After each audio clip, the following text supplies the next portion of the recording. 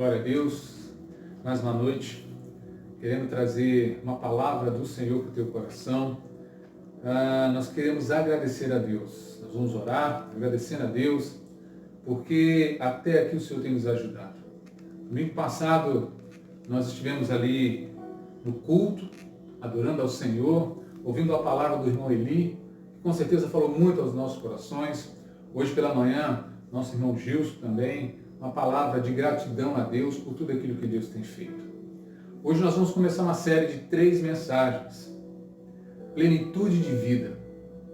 Você tem vida plena? Esse é um momento da gente pensar sobre isso. Você tem vida plena? Um autoexame dos frutos que temos produzido para essa sociedade. E eu quero orar por você, para que a partir de hoje, tanto você quanto eu, nós possamos caminhar num pensamento sobre ter vida plena. Eu quero convidar você agora a orar comigo. Pai bendito, Deus eterno, louvado seja o teu santo nome, porque o Senhor tem nos abençoado. E agora nós queremos te pedir que o Senhor abra as nossas mentes, para que a tua palavra fale aos nossos corações. Permita, Deus, que o teu Espírito esteja presente na vida de todos que estão aqui, agora ouvindo essa mensagem, desde agora e para todos sempre. Amém. Amém. Eu quero pensar com você sobre esse tema. Um tema muito interessante. Você tem vida plena? Um autoexame dos frutos que temos produzido como igreja para a sociedade. Porém, eu quero ler um texto da palavra de Deus. Paulo vai escrever a Roma, a igreja que está situada em Roma, capítulo 12, versículo de 1 a 2, e ele diz assim: portanto, irmãos, rogo pelas misericórdias de Deus que se ofereçam em sacrifício vivo, santo e agradável a Deus, que é o vosso culto racional. Não se amoldem ao padrão deste mundo, mas transformem-se pela renovação da sua mente, para que sejam capazes de experimentar boa, agradável, perfeita vontade de Deus. Romanos capítulo 12, versículos de 1 a 2. Algum tempo atrás, eu tive a oportunidade de almoçar com um pastor amigo nosso. E nessa oportunidade ele abriu o coração, ele falou da sua luta no ministério e como tem sido difícil para ele, domingo após domingo, os cultos, como tem sido cansativo para ele não tem tido uma vida plena. E a gente conversou muito sobre isso, e ele falando das dificuldades que ele está tendo com o pessoal do louvor. O pessoal do louvor não está junto com ele, e ele tem tido um distanciamento muito grande, ele não consegue mais ter esse relacionamento na harmonia no culto entre o louvor e a pregação. E outra situação que ele comentou com a gente, falando da diretoria, a diretoria não está junto com ele, não soma com ele, e ele tem carregado um peso muito grande. Ou seja, uma igreja que não tem vivido plenitude, a começar da vida do pastor. Por isso esse tema nessa noite: você tem vida plena?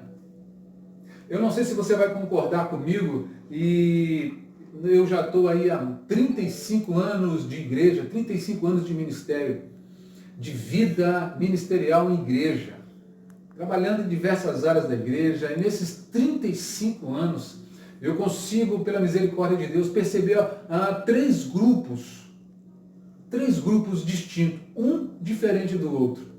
E é interessante que nessa noite você vai perceber que esses 3 grupos estão muito relacionados com a igreja, diretamente com a igreja. O primeiro deles que eu quero convidar você para pensar comigo, talvez você não concorde, talvez você concorde, e nós respeitamos a sua opinião. O primeiro grupo que eu identifico são aqueles que são os indiferentes. Quem são os indiferentes, pastor?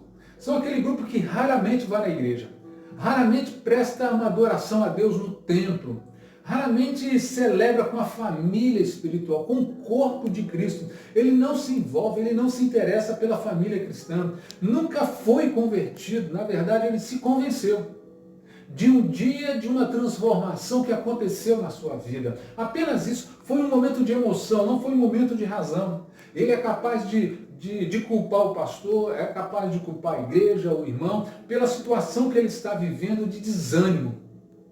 O desânimo se abateu na sua vida e cada dia mais ele vai se distanciando da família de Deus. O nome dele, é bem verdade, está no hall de membros da igreja. Alguns irmãos já foram visitar, talvez o pastor já foi visitar, mas ele não quer um compromisso, ele não quer se envolver. E é interessante que ele não participa ativamente, ele não participa das atividades, quando é chamado ele não se interessa, ele não é um dizimista fiel, ele não participa ativamente do corpo de Cristo. É um filho distante, é um membro da família longe, não se preocupa com a igreja. Esse é o primeiro grupo. Esse primeiro grupo, os indiferentes, é um grupo que tem crescido. E particularmente eu penso que esse grupo está numa faixa aí de 15%. E é um grupo que tende a crescer. Tende a crescer. Mas existe um segundo grupo.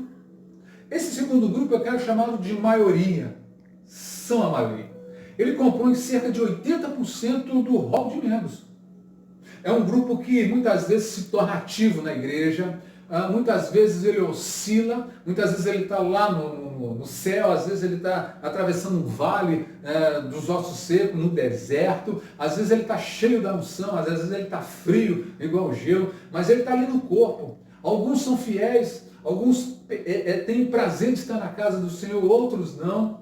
Alguns desenvolvem o dom de para abençoar, pega o seu ministério, desenvolve o seu ministério. Alguns momentos leem a Bíblia, oram, até devolvem o dízimo. São participantes de alguns momentos na história da igreja. E se você perceber, raramente eles têm essa tendência de ficar longe. Alguns até participam ativamente. É interessante que nesse grupo tem alguns que murmuram. Os indiferentes, como eu falei, eles só murmuram. Esse grupo da maioria, eles murmuram, mas eles trabalham. Eles estão ali à disposição. Em alguns momentos ele se deixa levar e muitas vezes se abate. Momento da sua vida ele está lá pelo vale frio, gelado, mas em alguns momentos ele sobe e ele se encontra no reino e ele volta com aquele gás todo, mas ao mesmo tempo que ele sobe, se acontecer alguma coisa na sua vida, faz com que ele caia. Há muitas pessoas assim. Esse é o grupo dos 80%. Esse grupo pode ser um indiferente em alguns momentos. Pode ser.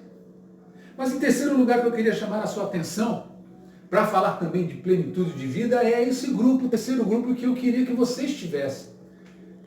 É um grupo que me chama muita atenção. É um grupo que, na verdade, são só 5% do que está na igreja. Pastor, quem é esse grupo? São os que vivem de plenitude de vida. São os fiéis. Eles não são perfeitos. Não são perfeitos. Eles estão caminhando para uma perfeição. Ele sabe dos seus erros, ele sabe das suas limitações, ele enxerga a igreja como uma família de Deus, ele sabe que na igreja tem alguns problemas que precisam ser resolvidos, ele é bênção, ele é canal de bênção, ele tem a visão do reino, ele quer que todo mundo cresça junto com ele espiritualmente, ele se preocupa em visitar, ele se preocupa em ligar para o irmão. Esses são os que têm uma plenitude de vida. Ele não precisa do pastor ficar ligando, ele não precisa do irmão ir lá visitar, não. Ele faz a obra do Senhor sem precisar de ninguém. Ele já está resolvido na sua vida espiritual. É o que nós vamos falar sobre plenitude daqui a alguns momentos. Não se abate com problemas, pois são firmes e constantes, sempre abundantes na obra do Senhor. 1 Coríntios 15, 58. São os que têm vida plena. Porém, eu queria pensar nessa noite sobre o que é ser pleno. Pleno é ser cheio, repleto. E aí tem um texto na palavra de Deus que eu queria compartilhar com você. Nós falamos de Romanos capítulo 12, versículo 1 e 2, mas eu queria chamar a sua atenção para um outro texto, de Mateus 16, 24. Mateus 16, 24 diz assim: Então disse a Jesus a seus discípulos, se alguém quiser vir após mim, negue-se a si mesmo. Tome sobre si a sua cruz e depois segue. A sua visão realista em buscar a plenitude deve negar-se a si mesmo. Esse é o primeiro ponto que eu queria pensar nessa noite. É um autoexame, como nós dissemos no início. Um autoexame dos frutos que temos produzido. Está diretamente ligado a negar-se a si mesmo. Veja bem, nós queremos uma mudança para a nossa sociedade? Sim. Nós queremos uma mudança para o nosso bairro? Sim. Para a nossa igreja? Com certeza. Mas o que ele vai usar? Quem Deus usa? É você, meu irmão. Sou eu. O texto está de Mateus 16, 24, Jesus está falando para os discípulos. Então, se você não é discípulo, a palavra não é para você, meu irmão.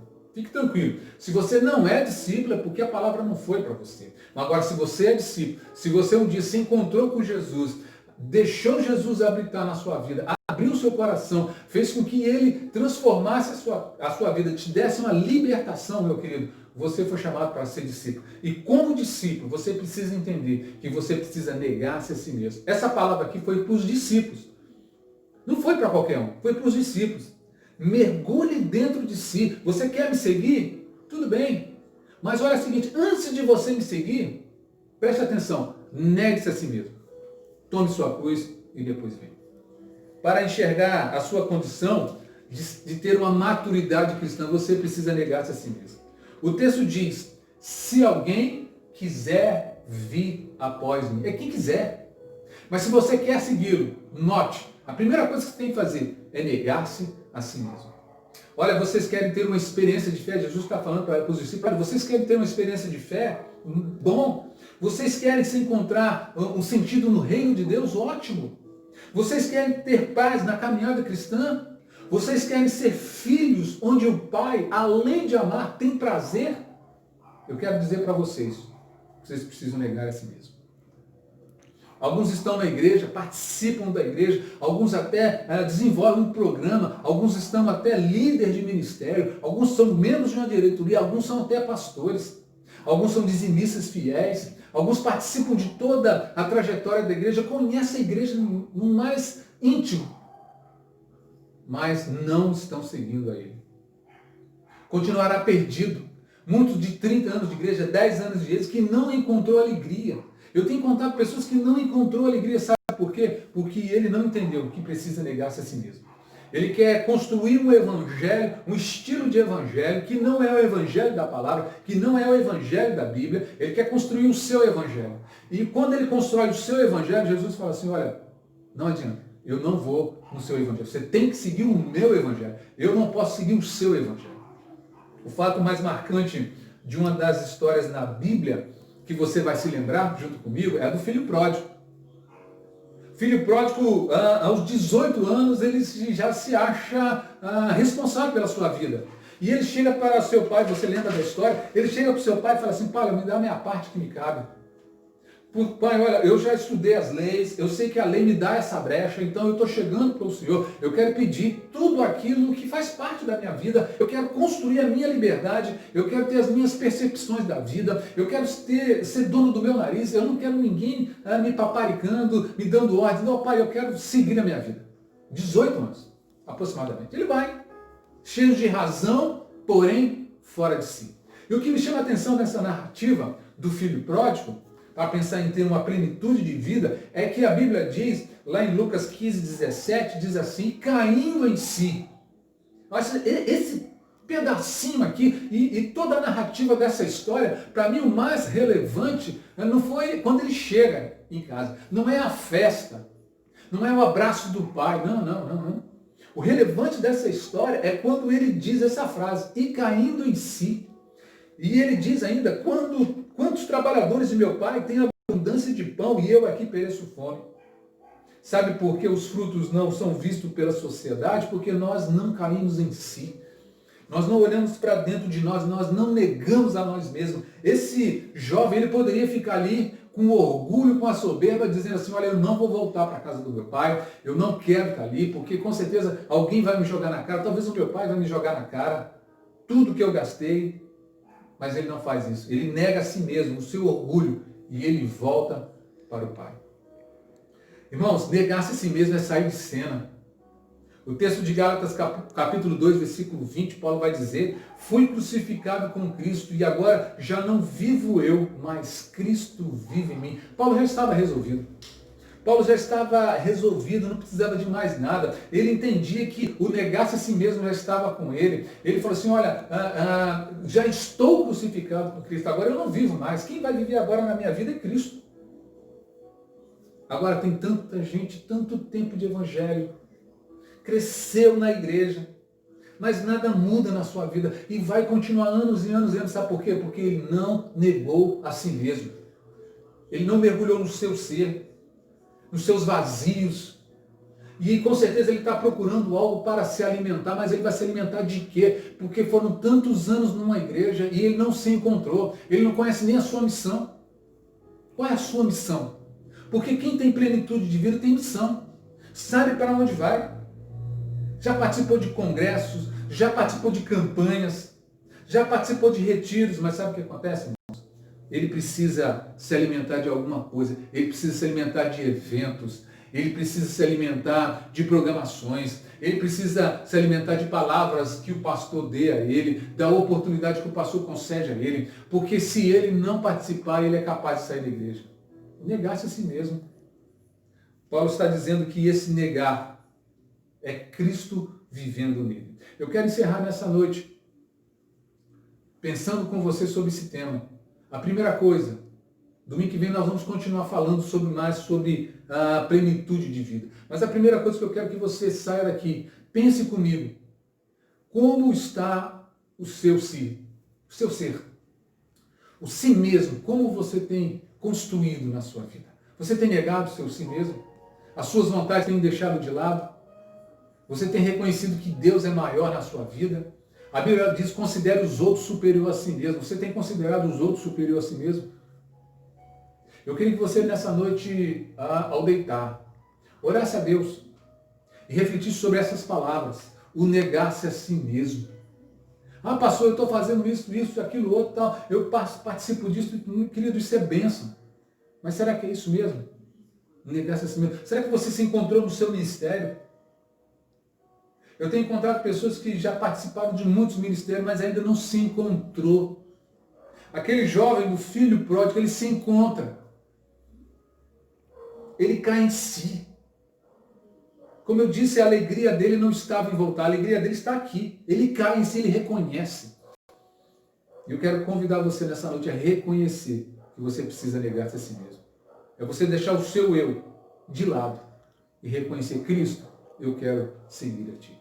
Porém, eu estou entendendo que eu preciso negar-se as minhas vontades. É os seus desejos, as suas vontades. Aquilo que você entende ser o melhor para você, que a palavra de Deus diz que não é. É ser submisso. Quantas pessoas não são submissas? Mas eu quero orar por você nessa noite e pedir a graça de Deus para você. Vamos orar. Pai bendito, Deus eterno, louvado seja o Teu nome. Nessa noite nós aprendemos que nós precisamos negar-se a nós mesmos. Existem vontades, existem desejos que precisam ser, ó Deus, tirados da nossa vida. E vontades que não são a sua. Submissão, humildade, reconhecer que os outros são superiores a nós. Ó Deus, como isso é difícil. Que o nosso orgulho, a nossa soberba fique de lado para que o Teu nome cresça. Que a graça do Senhor Jesus Cristo, o amor de Deus, as duas consolações do Espírito Santo esteja com cada um de nós, desde agora e para todos sempre. Amém. Amém. Deus abençoe sua vida, Deus abençoe a sua família. Amém?